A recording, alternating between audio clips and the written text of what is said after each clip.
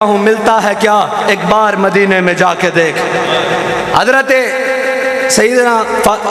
سیدنا صدیق اکبر اپنا پورا مال لے کر آئے، حضرت فاروق اعظم اپنا آدھا مال لے کر آئے، حضرت عثمان غنی سینکڑوں گھوڑے اور اونٹ سونے چاندی جواہرات لے کر آئے،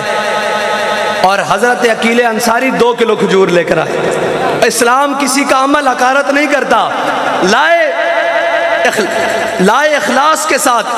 شرط اخلاص ہے۔ حضرت سیدنا عقیل انصاری جب کھجور لے کر آئے نا تو 1 کلو کھجور حضور کی بارگاہ میں پیش کی، تو حضور نے فرمایا عقیل کیا لائے ہو؟ انہوں نے کہا یا رسول اللہ ایک یہودی سے معاہدہ کیا کہ ساری رات تمہارے کھجوروں کے باغ کو پانی دوں گا ہاتھ سے کنواں گیڑ کر،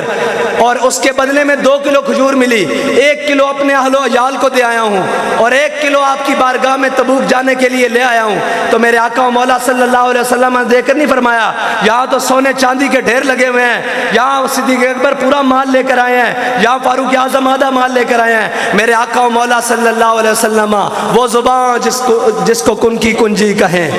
اس کی نافذ حکومت پہ لاکھوں سلام، وہ جن کے آگے سرے سربراہ خم رہے، اور جہاں حکمتیں تدبر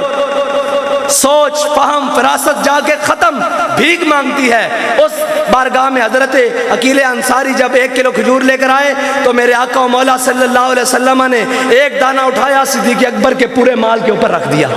ایک فاروق اعظم کے آدھے مال کے اوپر رکھ دیا، ایک عثمان غنی کے مال کے اوپر رکھ دیا، اور بتایا کہ قیامت تک میرا غلام جو استطاعت رکھتا ہو میرے دین کے لیے لائے گا، میں خود اس کو قبول کروں گا۔